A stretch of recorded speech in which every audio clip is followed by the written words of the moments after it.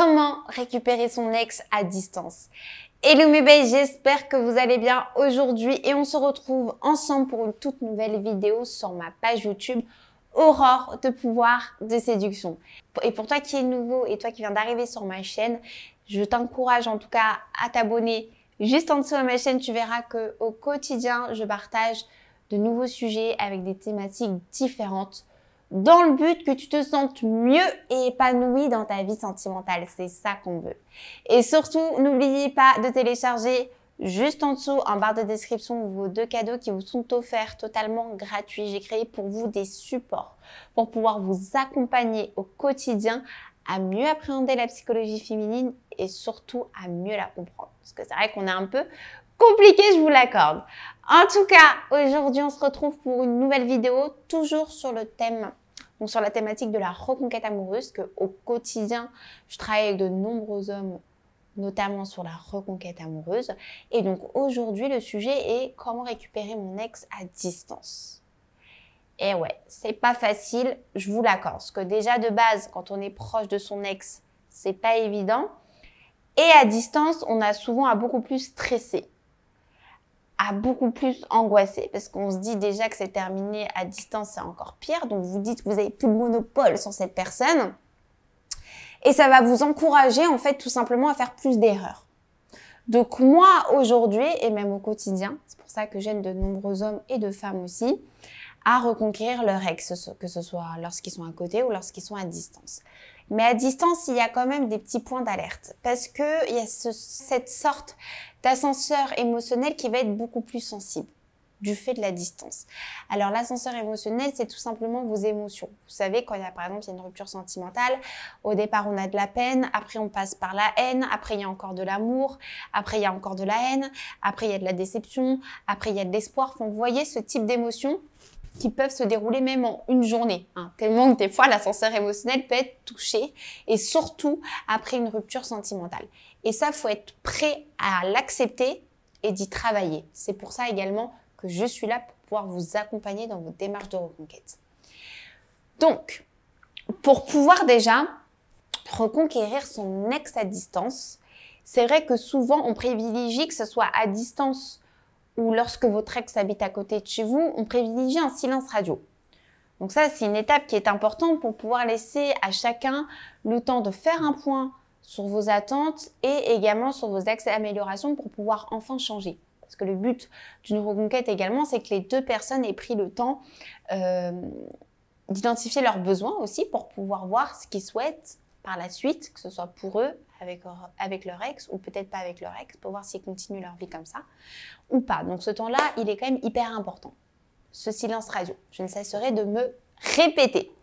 Mais à distance, on est bien d'accord déjà que c'est un peu plus dur, d'accord, pour la communication. Donc si vous voulez récupérer votre ex à distance, il faut tout de même qu'il y ait une communication. Donc cette communication, elle peut se faire par message, elle peut se faire par appel, mais il faut quand même qu'il y ait un lien pour que vous soyez toujours un peu présent dans sa vie. Bien évidemment, il y a tout ce qui va être réseaux sociaux qui vont vous permettre aussi de rester en contact, même si vous ne vous parlez pas, elle sera toujours spectatrice de vos changements. Et même si elle vous a bloqué, même si elle vous a dit qu'elle ne vous aime plus, etc., c'est l'être humain. L'être humain est curieux de savoir ce que, par exemple, son ex fait dans sa vie, s'il s'est retrouvé quelqu'un, etc. On aime bien se faire du mal à nous-mêmes. Voilà, c'est comme ça, c'est humain. Donc, quoi qu'il arrive, elle sera toujours spectatrice, d'accord? Mais il faut quand même qu'il y ait cette communication. Donc, au départ, vous allez avoir une communication dans le détachement. Si vous voyez que votre ex, elle est réceptive, pas de souci. Vous y allez crescendo. Bien évidemment, on n'est plus dans le déni, on n'est plus dans la dépendance affective, on est dans le changement, on est dans le sourire, on est dans la positive vibes. On est tout simplement, on a en fait, si vous voulez, une attitude chaleureuse. Voilà, on a envie de découvrir ce que fait notre ex, on a envie d'avoir de ces nouvelles sans trop en faire, d'accord? Donc, on entretient régulièrement cette communication. De 2, si vous voyez que cette communication, elle est peut-être plus ou moins rompue, ou vous avez envie encore d'en faire plus, mais tout en étant subtil, le fait d'envoyer une lettre, ça fait du bien. Alors, vous allez peut-être trouver ça ringard, mais moi, je me mets dans le cadre d'une rupture sentimentale où je suis moi-même un peu perdue, j'ai décidé de quitter cette personne et je suis perdue. Donc je continue à vivre ma vie parce que j'en ai besoin, j'ai besoin d'avoir ce silence radio. Si demain je reçois une lettre de mon ex, ben, ça va me toucher. Ça va me toucher parce que de base, peut-être que mon ex m'avait jamais écrit. Et de me dire qu'il a fait cette démarche de m'écrire une lettre avec sa propre écriture, qu'il a fait la démarche d'aller à la poste et de me l'envoyer, c'est un aspect un peu plus émotionnel. Et chez nous, en plus, les femmes, tout se passe dans le cerveau. Nous sommes très cérébrales. Donc, il suffit de peu pour nous imaginer plein de choses et nous faire remonter plein de choses à la surface. Et en plus, écrire une lettre, c'est vachement authentique. Maintenant, c'est vrai que nous avons les réseaux sociaux, on a le téléphone, on a les textos, on a WhatsApp, on a les notes vocales. Donc, tout ça, ça s'est perdu. Cette authenticité qu'il y avait, ça s'est perdu.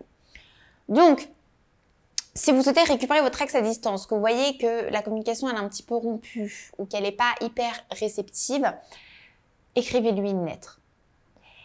Et bien évidemment, dans cette lettre, on veut des vraies choses. On veut sentir votre motivation à vouloir changer.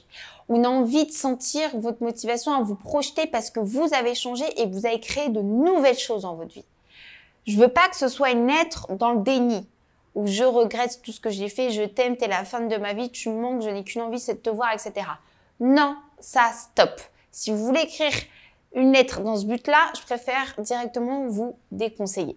Si vous écrivez cette lettre, et elle aura forcément un impact, même si vous n'avez pas de réponse dans l'immédiat, donc soyez patient, parce que quoi qu'il arrive, avec l'envoi de cette lettre, il y aura un impact. Donc faites preuve de patience, messieurs. Et dans cette lettre, je veux vraiment que vous indiquiez vos changements. Le fait que voilà, la rupture, ça vous a fait du bien, ça vous fait même encore du bien actuellement, que vous avez pris en compte plein de choses, ce qui a eu des répercussions sur votre nouvelle vie, que vous souhaitez savoir comment elle va, que vous espérez également qu'elle ait mis plein de choses en place dans sa vie, que c'est positif, que vous tenez à elle. Vous pouvez lui dire, mais il faut que ça soit bien dit et que ça soit pas dit dans une manière un peu déni. Vous avez envie de vous raccrocher à elle tout de suite. C'est vraiment très subtil et c'est sur quoi on travaille au quotidien avec mes coachés. Et donc, le troisième conseil également pour pouvoir récupérer votre ex quand vous êtes à distance, c'est tout simplement de reprendre petit à petit votre complicité. Parce que c'est vrai que quand on est à distance, on a un peu du mal à se voir et c'est vrai que c'est la complicité qui fait tenir de base une relation à distance. C'est une alchimie qu'il y a entre deux personnes qui ont un mental de choc, un mindset d'acier grâce à leur complicité et à leur cohésion. Donc, si vous arrivez par SMS, par téléphone, à retrouver un peu cette complicité grâce à vos changements et vos projections, n'hésitez pas également à lui proposer, de vous voir. Vous allez me dire, oui, mais ça fait un peu trop parce qu'elle va se dire que je l'attends depuis déjà 3 mois, etc. Non. Si vous avez bien suivi tout le processus, où vous êtes rentré en communication avec elle, que vous avez pris votre temps progressivement à parler, à vous appeler, à vous lancer des petits pics, à vous faire rigoler, etc. et que, je sais pas, moi, au bout d'un certain temps, vous lui proposez de la voir, il n'y aura rien de significatif en tant que dépendance affective. Ça sera tout simplement la continuité de votre démarche pour pouvoir la reconquérir. Et à distance, on est quand même obligé à un moment donné de voir la personne. Si vous voulez qu'il y ait un déclic, un électrochoc. Donc allez-y naturellement mais sûrement. Mais l'objectif à la clé, c'est d'obtenir ce fameux rendez-vous pour pouvoir vous retrouver. Et j'espère en tout cas que cette vidéo vous aura plu. N'hésitez pas si vous avez la moindre question, laissez-moi un petit commentaire juste en dessous, j'y répondrai vraiment avec plaisir. Si tu as aimé cette vidéo, un petit like, ça donne toujours de la force. Et il ne me reste plus qu'à te souhaiter une super belle journée. Je te dis à très bientôt.